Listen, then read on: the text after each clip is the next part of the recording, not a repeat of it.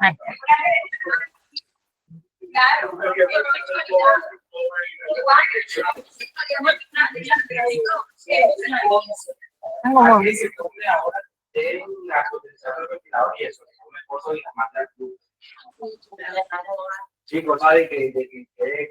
Registro.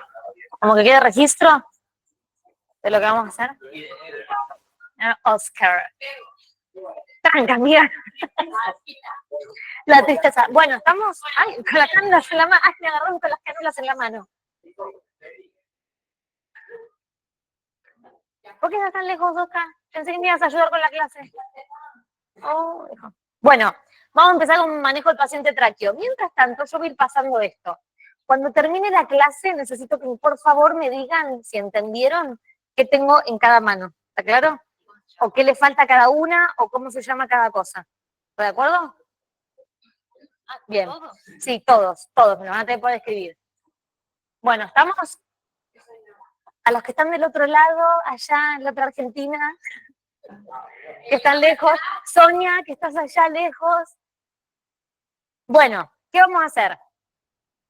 Vamos a hacer claramente, si vamos a hablar de traqueostomía, tenemos que hacer un pequeño repaso rápido y sencillito de lo que es la vía aérea, por las dudas que alguno tenga alguna duda. Vamos a definir la tráqueo, cuándo la indicamos, con qué tipo de técnicas, ¿sí? Qué tipo de técnicas se hacen para realizar una traqueostomía, cuál sería una contraindicación de una tráqueo y qué va a pasar cuando nosotros nos encontremos con un paciente tráqueo en piso, ¿sí? Bien, entonces, cosas importantes. La anatomía de la vía aérea ya más o menos la conocemos, ¿sí? Sabemos que tenemos la vía aérea superior y la vía aérea inferior. El límite es el borde inferior del cartílago cricoides. ¿Se acuerdan? Que es uno de los cartílagos que forma la laringe. Tenemos la nocita de Adán, tiroides, por debajo viene el cricoides y después vienen los anillos traqueales, ¿sí? Entonces, el borde justo es ahí, ¿sí? Límite inferior del cartílago cricoides me separa vía aérea superior dividida en nasofaringe, orofaringe y laringofaringe, y por debajo viene todo lo que es la vía aérea inferior con los anillos traqueales, y por ahí le doy la referencia de cervical 6 a dorsal 5 más o menos, ¿sí? Tráquea y bronquios, ¿sí? Bien. ¿Por qué me importa esto y por qué yo les hago este círculo en esta parte que es lo que nosotros llamamos la encrucijada aerodigestiva?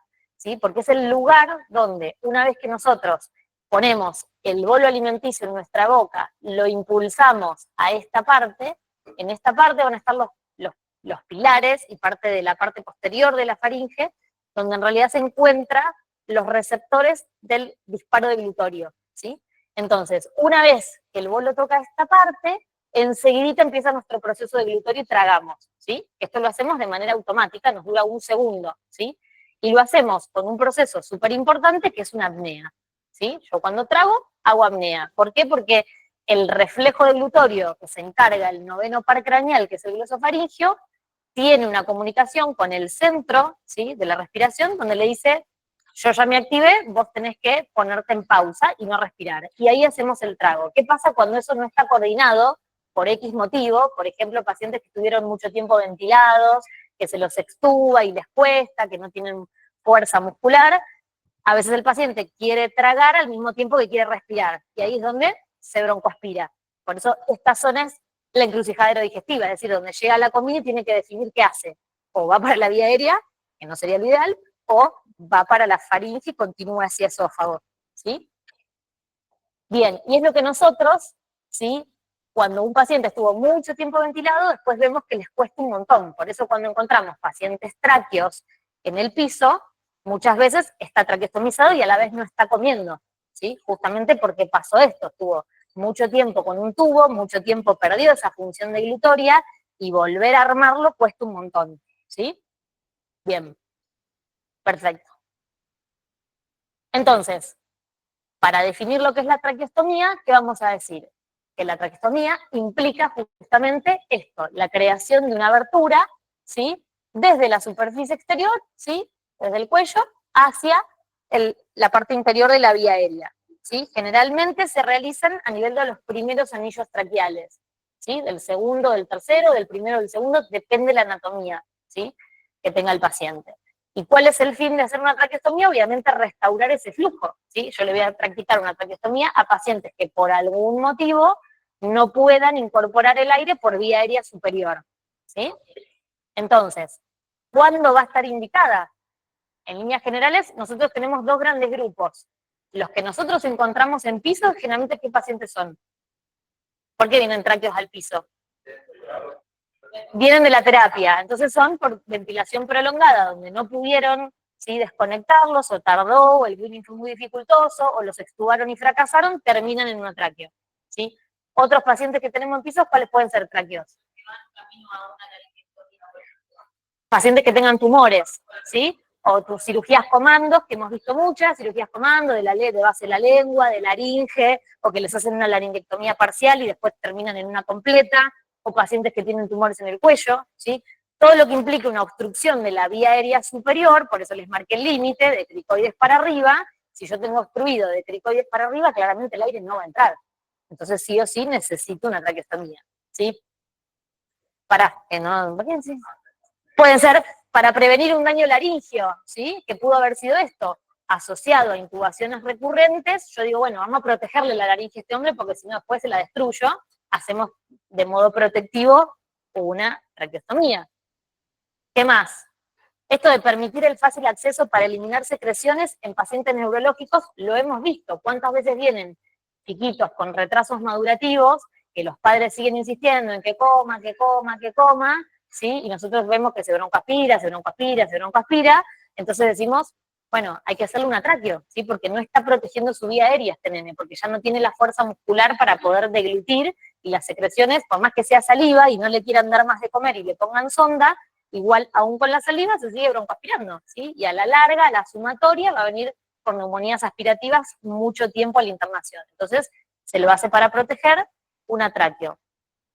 Procedimientos quirúrgicos de cabeza y cuello, ¿sí? Obviamente, que haya que preservar, digamos, la vía aérea en el posoperatorio, cualquier cirugía que lo amerite, y situaciones de emergencia, ¿sí? Pacientes que hacen una obstrucción por algo zarpado que no se puede revertir con medicación, ¿sí? Me hacen un edema de glotis y no tengo forma de revertirlo con medicación, tengo que hacer una traqueourgencia, ¿sí? Que nunca nos pasó, pero puede pasar. Ahora sí. Las técnicas. ¿Qué técnicas vamos a utilizar? Hay dos. Quirúrgica y la percutánea, ¿sí? La realidad es que nosotros acá vamos a ver generalmente traqueostomías hechas con técnica percutánea, porque todos los que salen de la terapia y la traqueo se hizo en la terapia, es técnica percutánea, ¿sí? ¿Cuál es la diferencia entre una y otra? La verdad es que depende mucho del operador, ¿sí? Actualmente se usa mucho más la percutánea porque es mucho más segura, porque se hace al pie de la cama, no tengo que llevar al paciente a quirófano, pero es real que hay situaciones donde las percutáneas, una percutánea se puede terminar transformando en una quirúrgica, y ha pasado, ¿sí? ¿No? Ha pasado. Entonces, bueno, la realidad es que la quirúrgica va por planos, es mucho más, tiene ¿cómo es? Una herida mucho más grande, hay que hacerle puntos de sutura, pero en algunas cosas es más segura, ¿sí? La ubicación es más exacta, es como más precisa, pero es real que, bueno, depende de eso, tenés que llevar al paciente a quirófano, bueno, todo un embrollo. La percutánea va haciendo por dilataciones, ¿sí? Y están siempre con el kinesiólogo a la cabecera, si el paciente está intubado, para ir asistiendo en la retirada de ese tubo parcial hasta que estén seguros que están dentro, y la hacen. Y es verdad que para nosotros, al momento de extubar y todo, una percutánea es mucho más sencilla. ¿Sí? Tienen mejor evolución el ostoma, ¿sí? No hay tanto manipuleo en todo lo que es lo periostoma, ¿sí? Que después vemos que les secreta, que empiezan con secreciones purulentas, que se infectan, bueno. La percutánea en ese sentido es como más inocua. Bien. Complicaciones. Las complicaciones que pueden tener, sobre todo los chicos cuando la hacen en terapia y lo ven, las más tempranas, es el sangrado, ¿sí?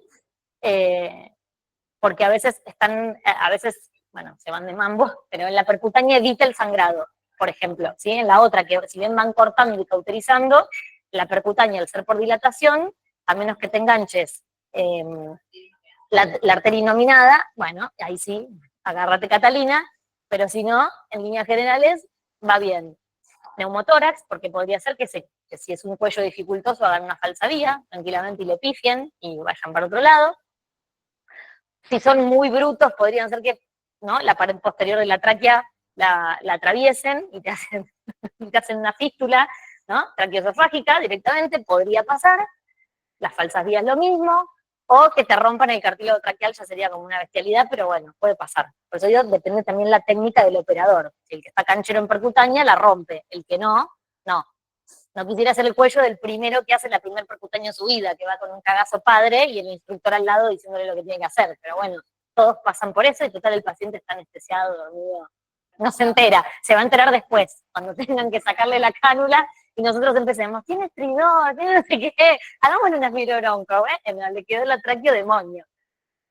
Tardías van a ver las que nos pasan a nosotros, las que después vemos que el paciente vuelve otra vez a internarse y viene cirugía de tórax y le hace una fibrobronco, y ahí encontramos que nos dicen, bueno, sí, tiene una estenosis, tiene una fístula, tiene una traqueomalacia, hay que ponerle un stent, ¿sí?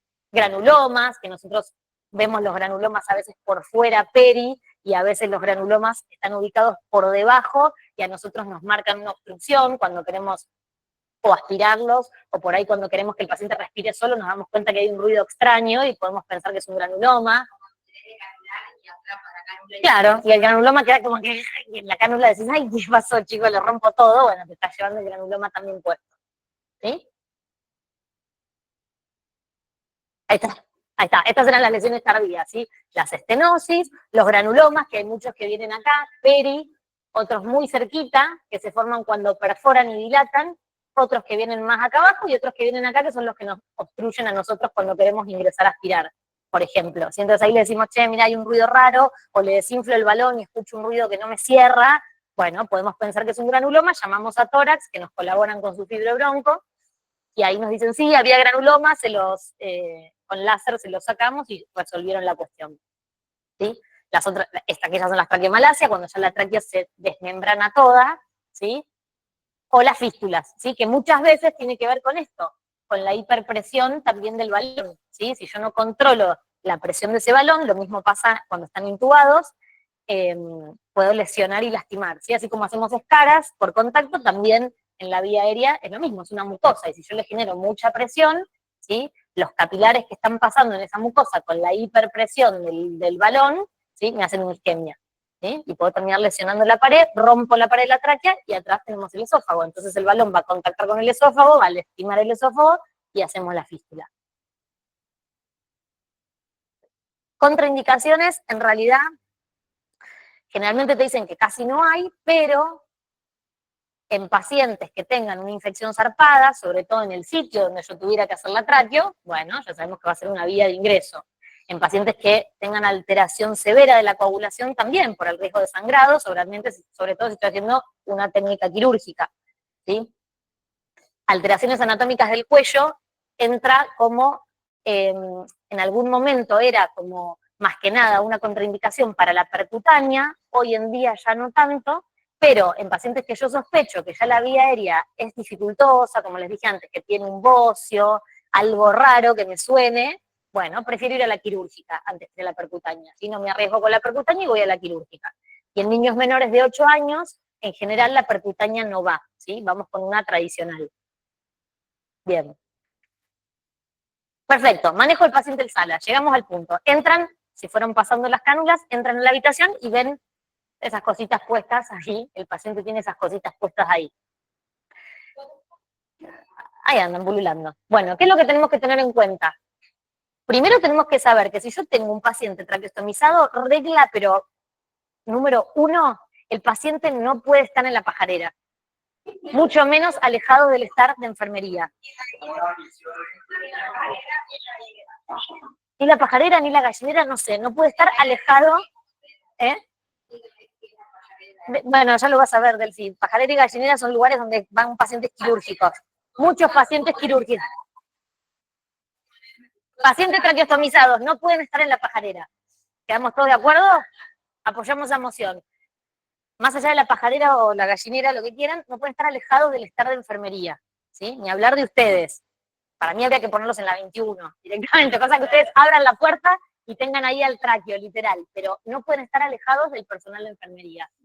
Entonces, lo primero que hacemos si vemos un paciente que está lejos, que lo pusieron porque admisión lo subió y lo enchufó allá adelante, es intentar cambiarlo y ponerlo cerca de enfermería. Bien, cuando entramos en la habitación, como no sabemos este paciente qué pasa, si está bien, si puede, no sé, respirar correctamente y demás, tenemos que entender que en la habitación siempre tenemos que tener oxígeno. No me importa si lo voy a usar o no, no me importa si nos pasaron nitrogeno, es un tracto que está aire ambiente, me importa 3 pitos, un oxígeno y un ambú, ¿sí? Como regla también general, adentro de la habitación. Bien, obviamente, enfermería ya está instruido por nosotros y cada vez que viene un tráqueo de cualquier lado, ellos ya saben que tienen que armar una cajita con las ondas para aspirar, con el circuito de aspiración ya armado, porque no sea cosa que lleguemos, a ver, a vos te dicen, doctora, doctor, paciente vino tráqueo de una desatura. ¿Qué es lo primero que yo pienso en un tráqueo si desatura? ¿Ah? Eso sería una gravedad, gravedad. Pero claro, lo primero que pienso es desatura. Profesor, ¿qué le está pasando a este hombre? Pero no sean tan exagerados con el se tapó, porque si se les tapó la cánula, ustedes se cagan de miedo. No sé qué hacen si se les tapa la cánula. Lo primero, quedémonos lo más básico.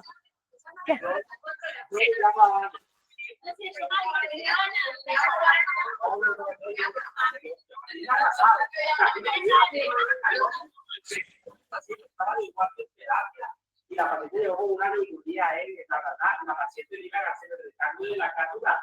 Cuando le recambiaron la cánula, lo hicieron sin guía, hicieron una falsa guía. La paciente hizo neumo, luego una convulsión. Perfecto, genial, bueno, bien. Es muerte y destrucción, exacto. Es muerte y destrucción.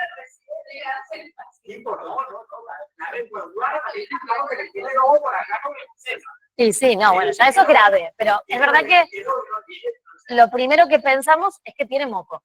¿Sí? Un paciente traqueostomizado que desatura, lo primero que piensa, no piensa en nada grave, piensa en el moco, que nadie lo aspiró, que llegó y enfermería no se enteró que había un paciente tráqueo, o que se enteró que había un paciente tráqueo y esperaba que kinesio pase a aspirarlo, por ejemplo, porque viste que siempre ellos esperan a ver si... Entonces, es así, lo primero que pensamos es moco. Segundo, si yo ahí voy con la sonda y quiero aspirarlo y veo que no puedo entrar, ahí ya empiezo a pensar que sí, en realidad es que la cánula se me tapizó. ¿Sí? Y tengo que pensar en, por supuesto, si no la puedo permeabilizar, la tengo que recambiar. Entonces, otra de las cosas que tiene que haber en la habitación es otra cánula de repuesto, del mismo tamaño y o lo ideal sería que una de tamaño menor, por las dudas. Pero bueno, con que haya una estamos bien. Igual con que haya un ambú de oxígeno estamos genial, ¿sí? Porque de última, conectados al ambú, el aire le va a entrar a como sea, ¿sí? Y el ambú que ande. Punto número 1. Ambú que cuando lo desaques tenga el coso de oxígeno, o sea, tenga el puerto de oxígeno. ¿Qué pasa? Que viene el ambú, lo abrís de la bolsita y decís, ¿y dónde tiene que...? O que no infla el reservorio y decís, bueno, chicos, no sé, lo soplo, ¿sí? Bien, perfecto. Entonces ahora tenemos que evaluar el tipo de cánula que el paciente tiene, ¿no? ¿Y por qué? Porque no son todas iguales. De hecho, les estoy dando dos que son parecidas, pero no son todas iguales. Y que no sean iguales me hace pensar diferentes cosas. ¿Y qué tipo de paciente es? Por ejemplo, las que tienen Meli en la mano, ¿qué tienen? Un montón de cositas. ¿Alguien las puede escribir y puede decirme qué tiene? ¿O cómo sería esa cánula? ¿Cómo la describo? ¿Qué digo? Es una cánula con balón y ¿qué más? Y puerto subglótico, ¿sí? Bien. Quiere decir que si yo tengo un paciente que tiene una cánula con balón, ¿qué tengo que pensar? Acuérdense del dibujito que que vimos de la... Poneme de vuelta, a ver, para atrás, el de la vía aérea. Acá, este está bien. No, vuelve. Este. Tiene balón. Que tenga balón, ¿qué me hace pensar? ¿Por qué las cánulas vienen con balón? Me gusta. Pero ¿por qué vienen con balón? Igual que los tubos orotraqueales. En parte es una cuestión de seguridad, ¿sí? Yo inflo balón para que no se salga del lugar donde lo coloqué, ¿sí? Y segundo, lo que dijiste vos, bien pensado, para que no se aspire, para que vamos a estar, si estamos intubados, tenemos pacientes que están anestesiados, obviamente no manejan su lago, no pueden deglutir dormidos, ni de casualidad, si lo tienen en RAS-5, mucho menos, ¿sí?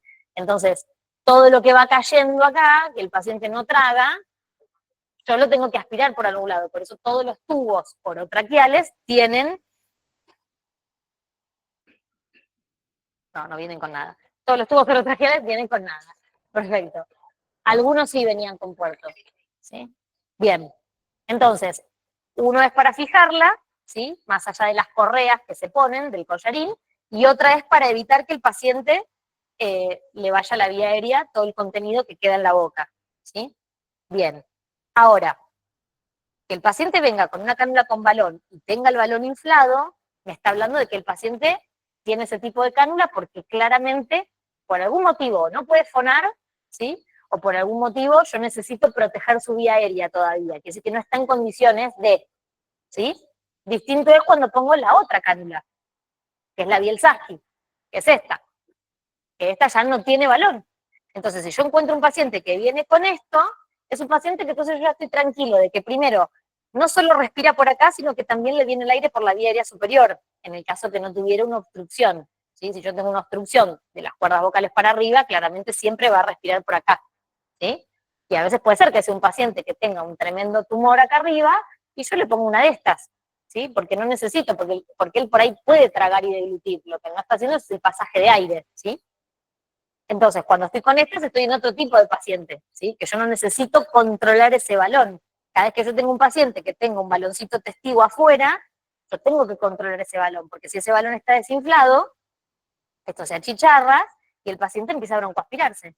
Y va a empezar a toser y va a venir la enfermería y le va a decir, pero tose, tose, tose, tose. ¿Sí? ¿Por qué tose, tose, tose? Porque se está broncoaspirando, maestro. Claro, o sea, hay que inflarle el balón.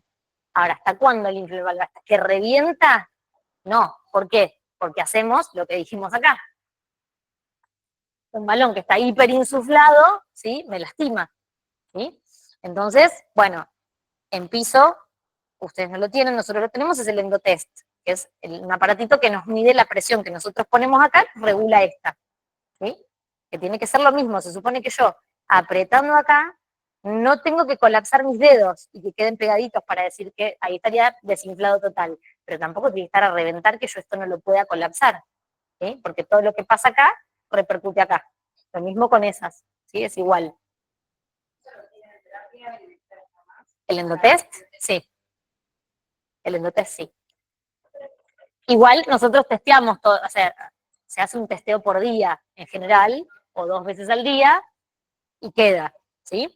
Pero puede pasar que un balón se pinche, puede pasar que esto se pinchó, y entonces cuando ustedes testean acá, nada. Y puede pasar también que nos digan, para mí que está pinchado el balón, porque esto lo encuentran chatito, ¿sí? Pero si ustedes, a veces puede pasar que lo que funciona mal es la válvula esta, ¿sí? Bueno, ¿cómo nos damos cuenta que esto está pinchado en un paciente que está con tráqueo? ¿Qué va a pasar? Eso es una, pero yo cómo me doy cuenta. Si está desinflado, ¿cómo me doy cuenta? Va a haber ruidos, ¿sí? Se va a entrar a broncoaspirar y va a haber ruidos. ¿Sí? Va a emitir los ruidos que vienen, ¿sí? A menos que sea un paciente que sea de laringe que no va a emitir ningún ruido, ¿no? Si le sacaron toda la laringe no va a haber ningún ruido. Claro, pones el estetoscopio y escuchas los ruidos transmitidos. Bien. ¿Qué más? ¿Dónde estamos? Acá. Bueno, perfecto. Entonces, evaluamos el tipo de cánula, ¿sí? Con balón y puerto subglótico son las ideales, lo que nosotros siempre queremos que los chicos de cabeza y cuello nos hagan cuando hacen la percutánea, pero no siempre nos dan bola. ¿Por qué? Porque con puerto subglótico yo le saco todo ese lago que le queda acá arriba, ¿sí? Entonces el paciente está mucho más confortable, podemos hacer una higiene bucal mejor, le puedo tirar un poquito de placaut y aspirar tranquila, porque de última, si algo cayó y el balón está bien inflado, lo saco por acá, ¿sí? Hasta acá, llega hasta acá arriba, tiene un agujerito y por lo que queda por arriba del baloncito inflado te recolecta todo lo que se junta acá arriba. Todo el lago, digamos. Exacto. ¿Sí? Volveme a poner la otra imagen.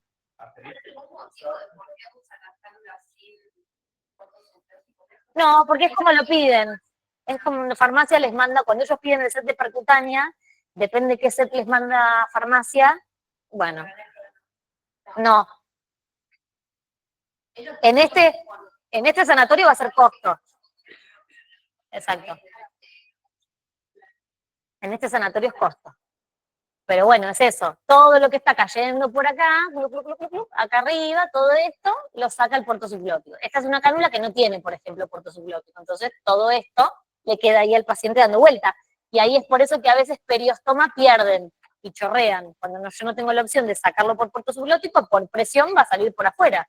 Y eso es lo que hace que se mantenga el ostoma todo el tiempo mojado, ¿sí? O todo el tiempo ahí con baba, con moco, con lo que sea, porque no lo estoy pudiendo sacar por el puerto subglótico. Por eso es importante mantener siempre seco alrededor del estómago. Bien. Bueno, entonces, ¿qué es lo que tenemos que hacer? Nosotros mantener la vía aérea segura. ¿Eso qué quiere decir? Que no se me salga en lo posible del cuello del paciente, ¿sí? Para eso controlamos el collarín y controlamos el balón. Y si no tiene una cánula con balón, bueno, le decimos, señor, cuando tosa, fíjensela. No, mentira. Es mantenerla segura y mantenerla permeable. Son nuestras dos grandes estrellas, segura y permeable. ¿Cómo la mantengo permeable? Aspirándola, ¿sí? Aspirando las secreciones. O sea, no importa si enfermería pasó, si nosotros pasamos, yo entro en un paciente con cosas, lo oculto y si veo que tiene roncus, hay que aspirarlo, ¿sí? Porque si no, esos roncus quedan y el paciente sigue juntando moco, juntando moco, juntando moco, y si no tiene la fuerza para toser y escupir, o sea, y largar por la cánula, lo tengo que remover yo, porque el moco sigue juntándose, se sigue espesando y cada vez es peor, ¿sí?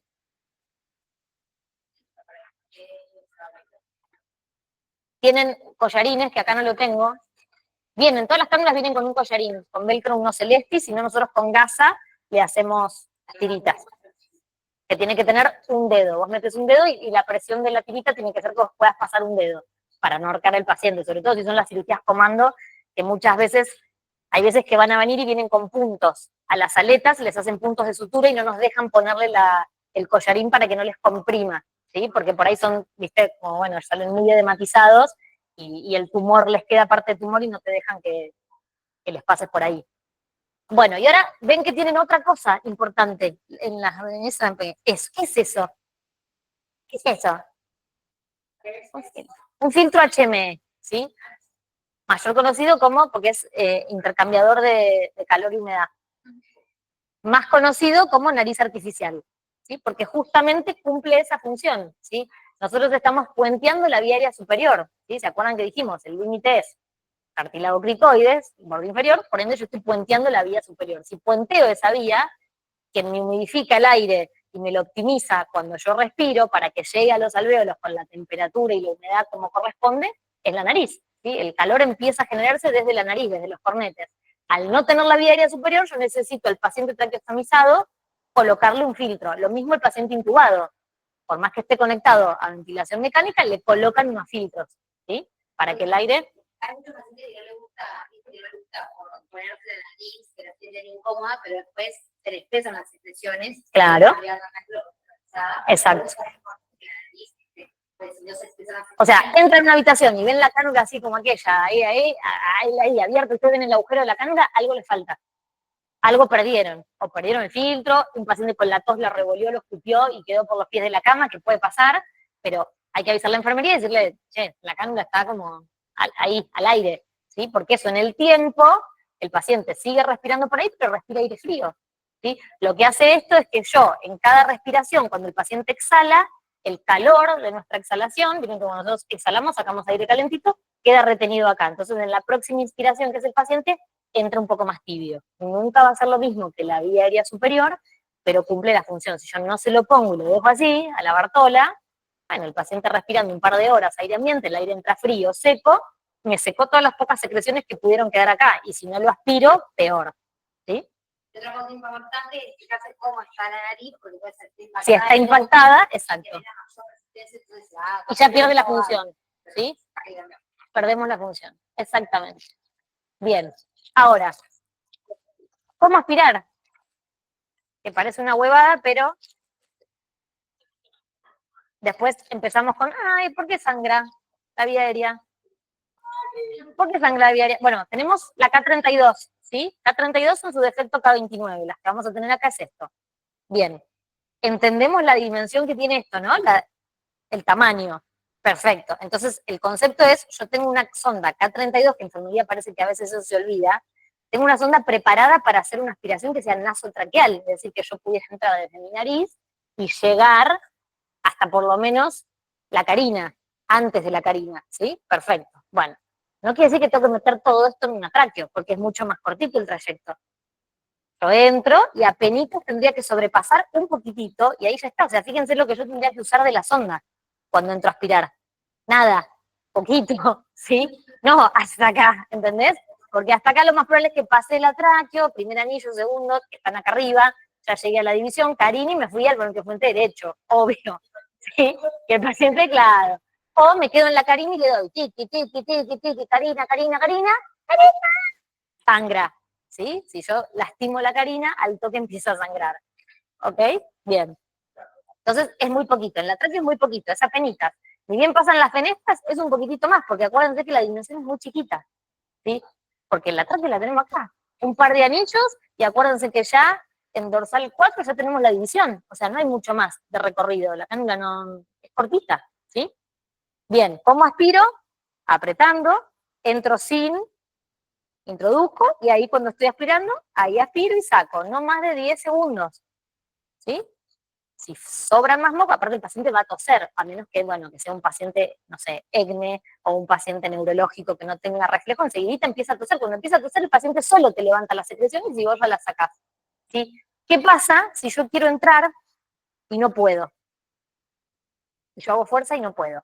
No puedo, no puedo, no puedo. Digo, ¿qué pasó? ¿Me equivoqué de sonda? No, es que está tapizada, ¿sí? Tengo dos opciones. Una, corto la sonda, porque esta con las fenestras, si el moco está espeso, se me tapa, corto la sonda lo más derechita posible, sino que quede como con alguna punta para no lastimar, agarro una jeringa con un poquito de solución fisiológica, instilo un poquito y empiezo con la cánula ya a jugar y hacer esto, ¿sí? Mientras voy aspirando, voy como rotando, y ahí voy a empezar a romper los moquitos que están en la pared, ¿sí? Pero para eso necesito, vieron que esta cánula la van a ver cuando termina la punta, se cierra, no es lo mismo. Entonces, entre esto cerrado más las fenestras, si el moco es espeso, esto se me tapó enseguida. En cambio, si yo la corto, me queda un diámetro un poquito más grande y me permite sacar los tapones que queden, ¿sí?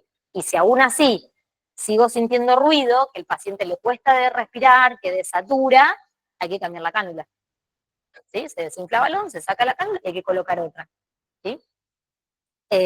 Ante una urgencia, que esto pasa, que esto está todo tapizado y no se puede, o el paciente venía con muchos de las cirugías de cabeza y cuello, muchas veces sangran mucho en el postquirúrgico, y la sangre se seca, como yo no tengo forma de humidificar, a menos que le ponga una humidificación activa, ¿sí? Que podríamos armarlo para hacerlo, y encima tengo ese filtro, si sangra mucho, no me da abasto, ¿sí? Y muchas veces el moco mezclado con la sangre enseguida se seca, y el PVC de las cánulas no es tan copado. Hay algunas que aguantan más, hay otras que enseguida se tapizan, ¿sí?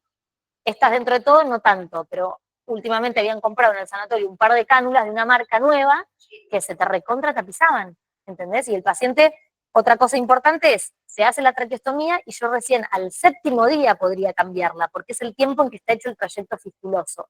Si no llegué al tiempo y está tapizada y hay que cambiarla, la debería cambiar el cirujano, a menos que sea una urgencia, y bueno, tripa corazón, se intenta. Si se pierde la vía aérea, bueno, se llamará UTI, vendrán y lo ventilarán, chicos. Ante la duda, por eso les digo, se ponen un ambú siempre a manos. ¿Qué pasa? Si esto se pierde, no importa, se ambucea. Escuchen esto, se ambucea. Ahora, ¿dónde? ¿Dónde? Si el paciente tiene obstruida la vía aérea superior, no van a ponerle el ambú acá. Sepamos eso. Le ambucearemos en el ostoma, ¿sí? O le ponen ya el ambú con el oxígeno al palo y ahí va a recibir, ¿sí? Y ante la duda, si ven que se les está cerrando el estoma, a lo sumo mandan una sonda. Dejan una sonda puesta. Porque nunca les pasó. Haciendo eso, claro. Escuchen, pero eso si sabemos que tiene una obstrucción arriba. Si no, y el tipo está traqueostomizado, por ejemplo, porque es una laringectomía total, no pasa nada, ¿sí? O sea, lo puedo ambucear por arriba, no sé yo, no sé. Bueno, vemos. Vemos que podemos la saturación, chicos, si les cae es que no era acá, era acá. Listo, o sea, a lo sumo ponen el ambú acá abajo y ya fue, listo. A ver, es muy raro que ustedes saquen una tráqueo y el estoma se les cierre rápidamente. Es raro.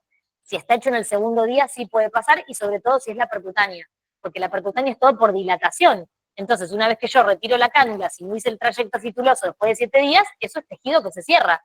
Distinto es cuando hacen las tradicionales, las quirúrgicas, porque ponen puntos para que justamente la tráquea se mantenga abierta. Si hacen puntos por dentro, entonces yo me quedo más tranquilo. Las guías son esto.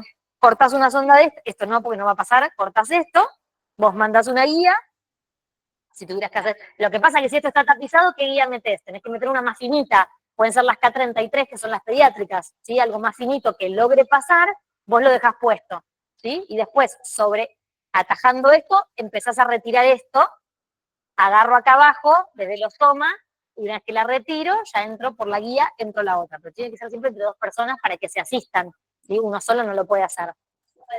Claro, es como la cuerda de piano cuando hacen las vías.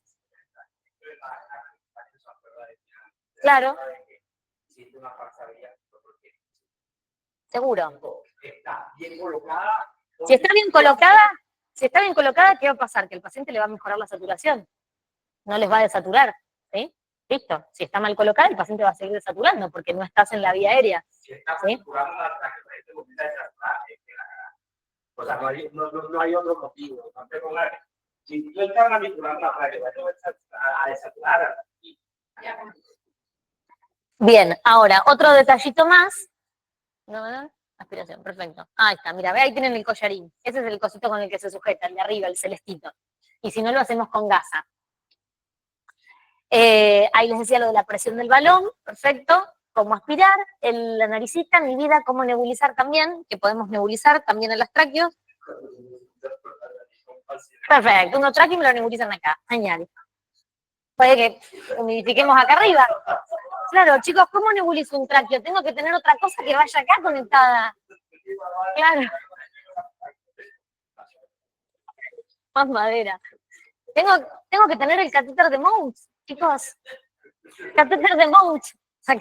Acá empezamos a jugar a inventar cosas.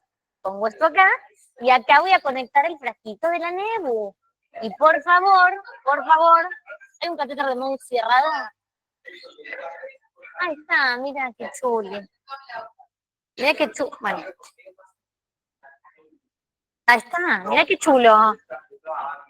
Pero esperen una situación, porque el catéter de Mounts, cuando lo pedimos, ahora es otro, que es una... No, es este, pero no hay ninguno cerrado, no. Bueno, no importa, a lo que voy es, mira, justo lo tenía en la mano y lo tiré. Cuando lo pedimos, el catéter de Mounts acá viene cerrado, con una cosita, una manguerita, ¿sí? Enfermería va a poner esto y lo va a poner cerrado. Y ustedes entienden que el paciente respira por acá. ¿No? ¿Entendemos esa situación? Que el aire va a venir por acá, va a venir por acá, va a venir por acá. Bueno, entonces abramos esta tapita, por favor. ¿Sí? El whisper, así como hablamos de un whisper en la BNI. No, ningún filtro. No, porque lo estás nebulizando. Ya está, vos con la nebu vas a aflojar, humidifica. ¿Sí? Si tengo que hacerle una nebu a uno que en realidad tenga balón, es medio raro, porque a este yo, si no tiene balón y no tiene obstruida la vía superior, lo podría nebulizar por arriba si quisiera, ¿sí? Porque el aire va a entrar. Pero si no, estas Bielsaski, que son las fonatorias, vienen con esto justamente para poder nebulizar o para poder poner el filtro. Si no, traen su tapita fonatoria. ¿Sí? Que yo le pongo la tapita fonatoria y el paciente cuando me chifla, por acá me habla. Me sale la voz. ¿Sí? Estas lo que tienen es, oh surprise. Se saca algo de adentro, ¿sí? Vienen con endocánula. ¿Por qué? Porque para el manejo del paciente en domicilio, si al paciente se le tapiza esta de moco, la saca, la deja en remojo y se pone otra que viene, igual en cada cánula vienen dos, y el paciente se coloca la limpia, se pone su tapita, sigue charlando con la familia mientras la otra se limpia, ¿sí? Bien, mientras no se tenga que nebulizar. O si se va al baño, viene con la tapita techito. Tiene tapita techito para el baño, para que no le entre agua mientras se baña. Sí, esta tapita techito. Y la otra es válvula fonatoria. Y esta es la válvula fonatoria. Ahora, ¿puedo yo con esta cánula hacer fonar un paciente? ¿Por qué no?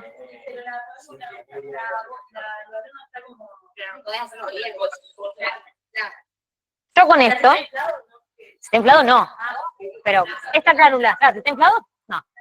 Pero si yo ya veo que el paciente va como mucho mejor, que bueno, que lo puedo progresar y qué sé yo, que empezamos a probar. ¿Qué prueba kinesio? Desinfle balón.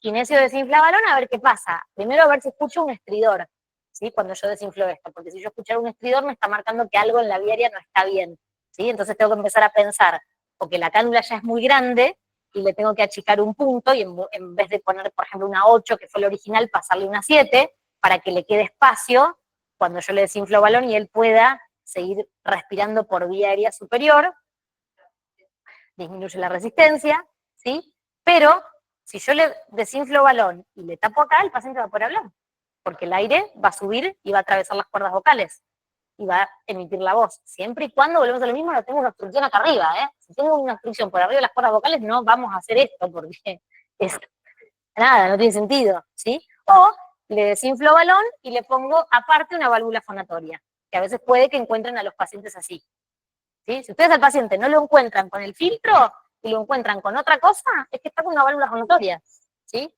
Otra cosa no va a tener acá, a menos que no sé. O tiene el filtro, la nariz, o tiene la válvula fonatoria, ¿sí? O sea que esta cánula es recontra noble para nosotros porque nos permite hacer un montón de cosas, ¿sí? Yo después con esta cánula lo pruebo, lo dejo con válvula, el paciente fona, le hacemos los famosos blue test, ¿sí? Que ustedes nos piden, a ver si come, no come, ¿no? Que empiezan a romper los huevos con que coma, hacemos los blue test, ¿sí? ¿Y qué hacemos con el blue test? Justamente con el balón desinflado, probamos, le pintamos la lengua y vemos qué pasa. Y al tiempo venimos y aspiramos, ¿sí? Si vemos que sale azul por la cánula, es que el paciente lo que tragó se le fue a la vía aérea, ¿sí? ¿Qué pasó? ¿Te estás estirando? ¿Querías preguntar? Ay, me encanta esa pregunta,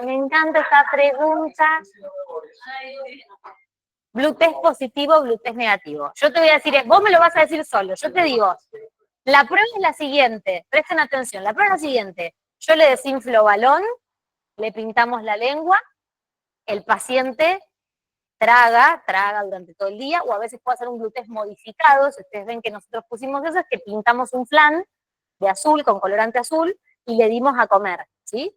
Porque por ahí lo vemos que tal vez el paciente da un poquito más antes que pintarle la lengua, y le damos también con comida. Bien. Y yo vengo y les digo, chicos, el paciente, yo vengo y les digo, el paciente larga azul por la cánula, ¿sí? Es un blue test positivo.